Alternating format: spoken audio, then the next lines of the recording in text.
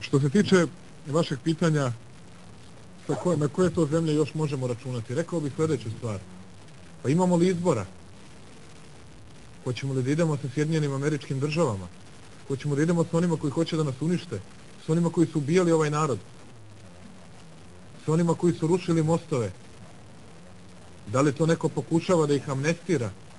Ili pokušava da nas natera da zaboravimo šta su nam sve radili prethodnih 10 godina i šta nam i dalje rade? Ili hoće da kaže imamo neki drugi put?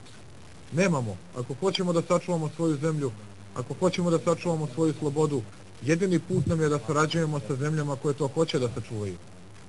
I tu alternativa ne postoji. Oni koji žele da pokoravaju druge, oni su Amerikancima dobri. Oni koji žele da ih slušaju, dobri su.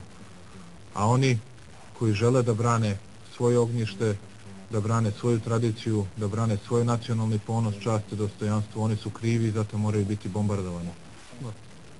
Zato što žele po svaku cenu da nam dovedu američke okupatore ovdje i da kažu to je demokratija. Zato su se oni našli ugroženi, zato su se oni našli prozvani. To je ono što je njima problem.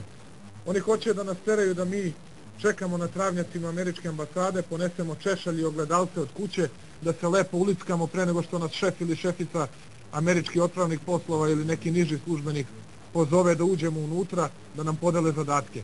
Nekakvi gelbardi, nekakvi dobinci i tako dalje. Tako hoće da nas nateraju da se ponašamo. Nećemo. Mi hoćemo da sarađujemo sa onima koje ti isti Amerikanci bombarduju, koje Amerikanci ubijaju. Hoćemo da sarađujemo sa tim narodima, sa tim državama i sa takvim progresivnim političkim partijama.